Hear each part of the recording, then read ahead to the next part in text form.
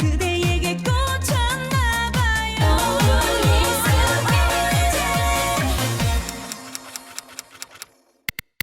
안녕하십니까. 최영훈의 만서행동 최만통입니다. 만사라는 게 뭐 1만 가지라는 뜻이 아닐 겁니다. 모든 일이 잘 풀리라, 형통하라, 잘 통하라, 잘 풀리라, 뭐 이런 뜻인 것 같습니다. 우리나라 지금 코로나로 참 이런 난리 굿도 없습니다. 어저께 제가 장기표 선생을 인터뷰를 했습니다. 제가 주필로 있는 자유일보에 아마 한면 크기로 보도가 될 겁니다. 뭐 한 월요일쯤 뭐 그렇게 될 것 같은데, 장기표 선생이 내가 6.25 이후 최고의 난리가 벌어졌다라고 하니까, 아니 6.25가 아니다, 2차 세계대전 이후 최고의 난리다라고 이야기를 하더군요. 그렇습니다. 장기표 선생의 말처럼 이건 뭐 전 세계적인 팬데믹입니다. 그러나 이 팬데믹이 창궐을 하는데 한 나라의 대통령은 무책임하게도 밖에 있었습니다. 밖에서 제가 의뢰한 대로 오페라 하우스 시드니에 있는 명소 중에 하나인데 거기서 뭐 그거 구경할 수 있습니다. 근데 참 철부지 같은 것은 거기서 찍은 사진을 그냥 자기 블로그에 올렸다는 군요. 지금 이게 어떤 때입니까? 한가하게 시드니에서 셀카인지 뭔지를 찍고 그걸 관광을 하고 있을 때 한국은 17,000명이 넘는 코로나 환자로 위드 코로나를 잠시 중단해야 되는지를 놓고 설왕설래가 한창이었고, 정부는 우왕좌왕했고, 고난대행 비슷한 김부겸 총리는 어찌할 바를 모르고, 이게 나라입니까? 문재인 대통령 좀 정신 좀 차리세요.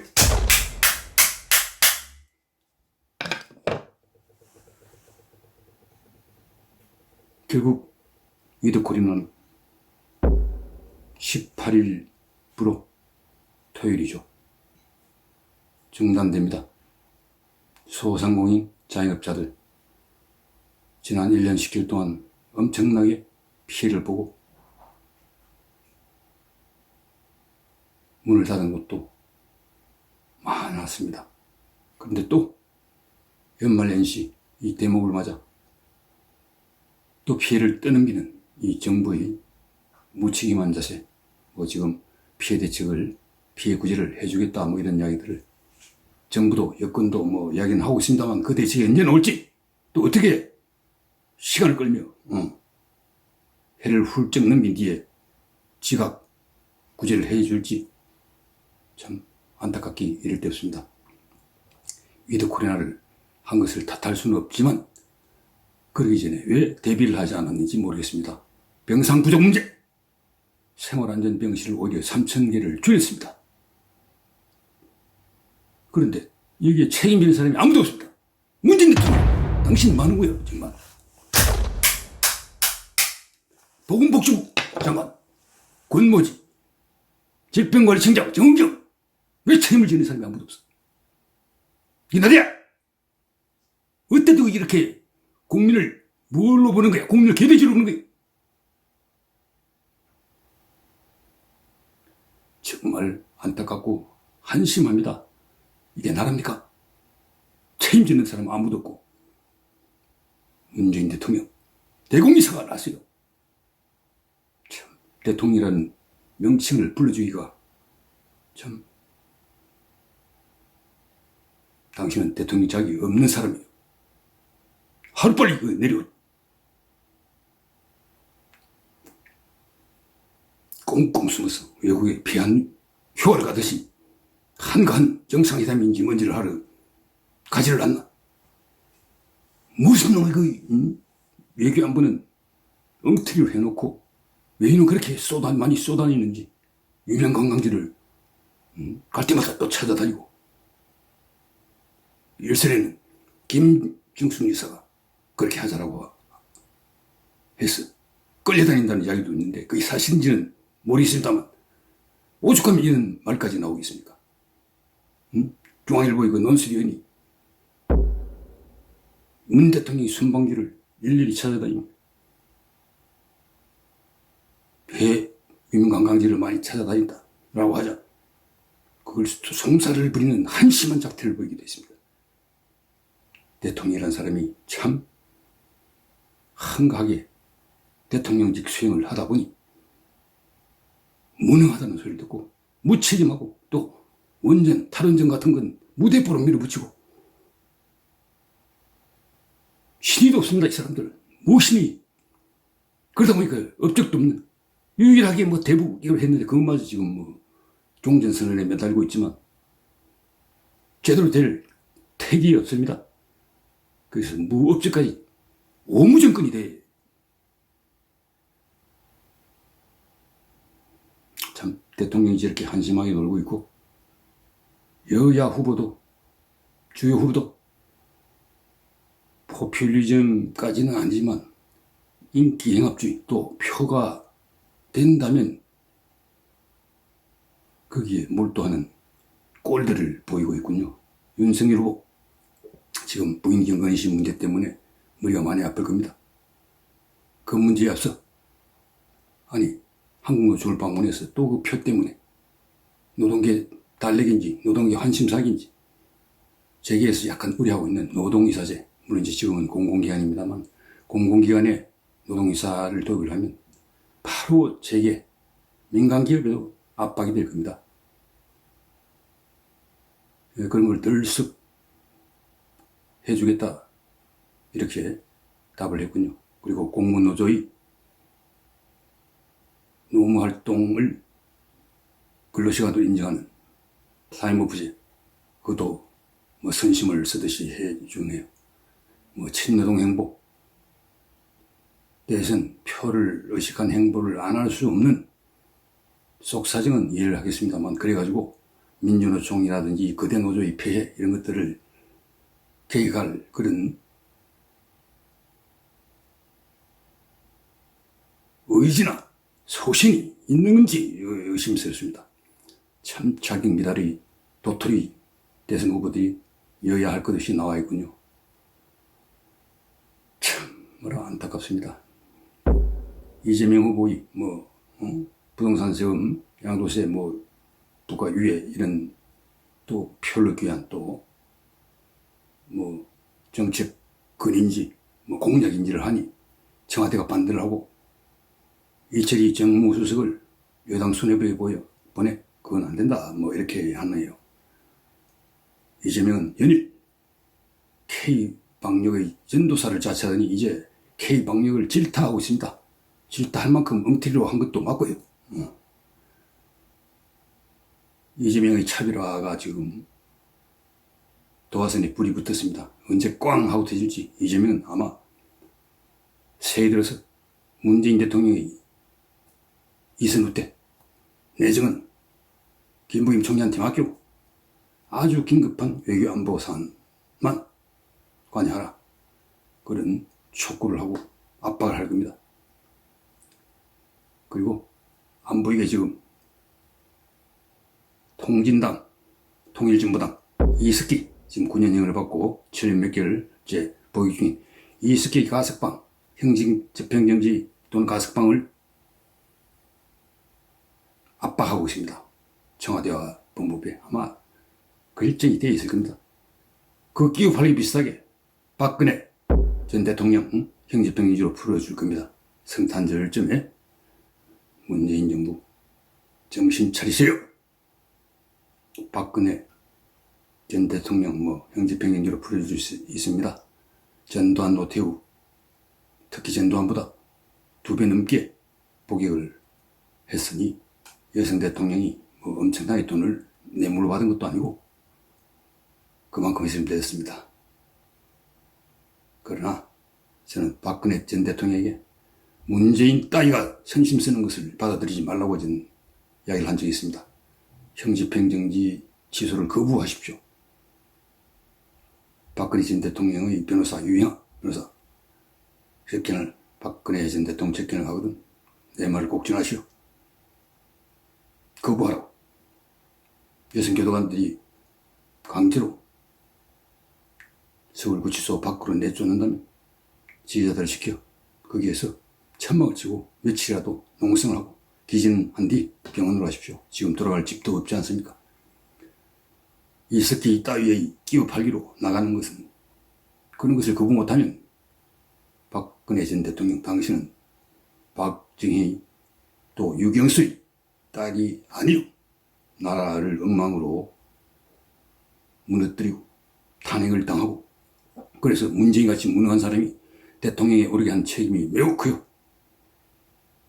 죽기를 각오하고 형집행정지 석방을 거부하고 통진당 이 새끼 따위에 끼어팔기로 풀려나는 것은 당신 부모 박정희 유경수의 얼굴에 먹칠을 한 당신이 나중에 하늘로 가서 부모를 만났을 때 그 부모를 뵐 날이 있을 것 같습니까? 정말 정신을 차리시고 단디하세요. 정말 단디하세요. 박근혜 전 대통령.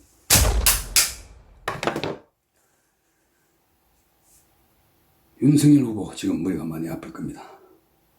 제가 오늘 미디어 빌이라고 하는 신생 인터넷 매체의 149번째 연재 글 제목이 줄리는 다른 데 있었다. 지금 하와이에 토크방인지 아마 전화 대화를 통해 성인 남녀가 이래 사랑의 미래를 나누고 하는 그런 것인지 모르겠는데 그런 걸 운영하는 여자가 줄리였다고 합니다. 미스코리아 빼앗지는 미모의 소유자고 검사와 동거도 한 일이 있고 그렇다고 가로세로 연구소가 보도를 했습니다. 가로세로 연구소는 좀 억지스러운 것 보도도 많이 하기 때문에 아직까지 100% 확실한지는 모르겠지만 그 사람을 만나서 어쩌고 했다는 것까지 이야기를 하고 있습니다. 김건희 씨, 겸임교수인지 그게 대단한 자리는 아니지만 어쨌든 그 겸임교수에 등용되기 위해 자격을 위조 또는 조작을 했거나 또 논문 표절이라든지 등등 지금 걸려있는 문제들이 꽤 있습니다만 이런 것들이 사실이라면 솔직하게 시인하고 잘못은 잘못했다고 토를 달지 말고 이야기를 하세요. 정직이 항상 최선의 정책입니다. 그리고 당신은 지금 물론 결혼 전의 일이라고 하지만 대통령 후보의 부인입니다. 유력한 대통령 후보의 부인이기 때문에 과거에 있었던 일을 하더라도 잘못된 것은 잘못을 시인하고 진정으로 뉘우치고 사죄하는 그런 모습을 보이십시오. 우리 국민들은 그렇게 한다면 다 용서를 하는 관대한 국민들입니다. 그러나 그러지 않고 오히려 조건을 달고 부인하다가 또 그게 또 사실로 드러나면 그때는 아마 여론이 용서하지 않을 겁니다. 당신으로 인해 윤석열 후보를 그만두는 그런 일이 벌어졌어야 되겠습니까? 그리고 윤 후보도 마찬가지예요. 아니 부인에 대해서 너무 무차별 난두질하듯 공격을 한다고 해서 기자들에게 아주 화를 내는 듯한 그런 자세를 보이면 국민들이 용서하지 않을 거예요. 우리 국민들은 권력자의 오만한 태도 이런 것들을 굉장히 싫어합니다. 당신이 검찰총장 시절에 추미애 이런 따위들의 공격을 받고 문재인 대통령이 방조하에 축출하려는 그런 움직임을 벌였을 때 이에 맞서는 화를 내는 듯한 그런 자세. 국정감사장에서 여당 의원들이 말이 되지 않는 그런 공격에 대해서 당당히 맞설 때는 당신에게 박수를 쳤지만 지금 당신은 지지율 1위의 유력 대선 후보예요. 잠재 미래의 권력자인 당신이 그런 식으로 오만한 모습을 보이는 것을 국민들은 용서하지 않을 거예요. 서로 부인에 대해 지나친 근거가 없거나 또는 너무나 과장된 그런 인신공격성 그런 것들 때문에 화가 났다 하더라도 그것을 컨트롤할 줄 알아야 대통령으로서의 자격이 있는 거예요. 어떻게 화를 내고 벌컥 화를 내고 그렇게 윤석열 맞아.